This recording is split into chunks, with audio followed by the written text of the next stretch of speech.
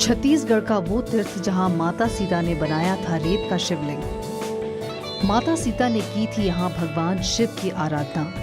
3 नदियों के संगम पर हुआ था शिवाभिषेक और यहाँ मौजूद है वो गुप्त गुफा जो लोमस ऋषि के आश्रम का है द्वार और जहाँ शिव करते हैं श्रद्धा के दीप स्वीकार। ये है पुण्य सलीला महानदी, पैरी और सौंडूर का दिव्य संगम जहाँ विराजे हैं महादेव। आज की अनसुनी गाथा में कहानी छत्तीसगढ़ की धार्मिक, सांस्कृतिक और आस्था के प्रतीक राजिम के कुलेश्वर महादेव की। पौराणिक मान्यताओं के अनुसार ये वही जगह है जहां पर भगवान राम, माता सीता और लक्ष्मण ने अपने वनवास के दौरान शिव जी की आराधना की थी। 3 नदियों के संगम पर बसे होने की वजह से यहाँ मिट्टी की बजाय माता सीता ने शिव की पूजा के लिए रेत से शिवलिंग बनाया था। जनश्रुति के अनुसार भगवान शिव ने माता सीता की भक्ति से खुश होकर उन्हें आशीर्वाद दिया था और यहीं पर कुलेश्वर महादेव के रूप में विराजमान हो गए। आपको बता दें कि राजिम भगवान विष्णु का भी एक महत्वपूर्ण तीर्थ है। यहाँ भगवान विष्णु राजीव लोचन के नाम से बसे हैं। ऐसी मान्यता है कि नदियों के संगम पर मौजूद इस मंदिर के अंदर एक गुप्त गुफा भी है जो लोमस ऋषि के आश्रम से सोमेश्वर नाथ महादेव होते हुए राजीव लोचन मंदिर तक जाती है। इसी रास्ते का इस्तेमाल वर्षा काल में लोमस ऋषि भगवान शिव और भगवान राजीव लोचन के दर्शन के लिए करते थे।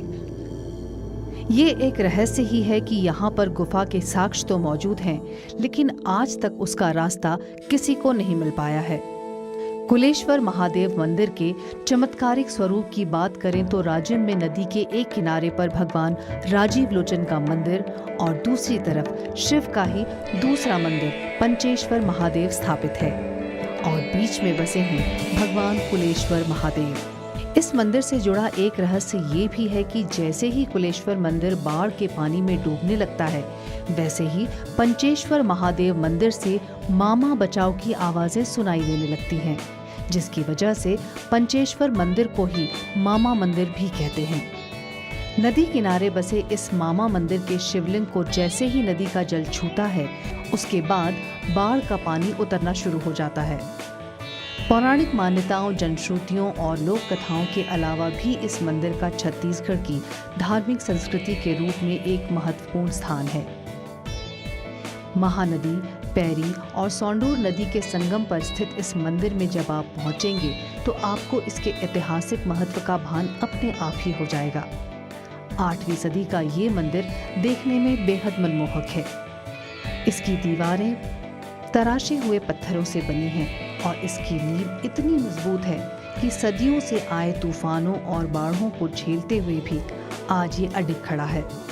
कुलेश्वर महादेव मंदिर स्थापत्य का बेजोड़ नमूना होने के साथ साथ प्राचीन भवन निर्माण तकनीक का जीवंत उदाहरण भी है। मंदिर के चारों ओर एक विशाल चबूतरा है और चबूतरे पर एक विशाल पीपल का पेड़ भी है। ये पेड़ इस मंदिर को और भी पवित्र बनाता है। कुलेश्वर महादेव मंदिर में महादेव के अलावा शीतला माता, मां काली, काल भैरव के अलावा अन्य देवी देवताओं की मूर्तियां भी मौजूद हैं। सावन का महीना आते ही कुलेश्वर महादेव मंदिर भक्तों से भर जाता है। इस महीने में मंदिर में विशेष पूजा अर्चना होती है। मान्यता है कि सावन के महीने में भगवान शिव विशेष रूप से प्रसन्न होते हैं और भक्तों की मनोकामनाएं पूरी करते हैं। कुलेश्वर महादेव मंदिर छत्तीसगढ़ के गरियाबंद जिले के राजिम में स्थित है। ये राजधानी रायपुर से सिर्फ 45 किलोमीटर की दूरी पर है। कुलेश्वर महादेव मंदिर की यात्रा सिर्फ एक मंदिर दर्शन मात्र नहीं है, बल्कि ये एक आध्यात्मिक यात्रा है।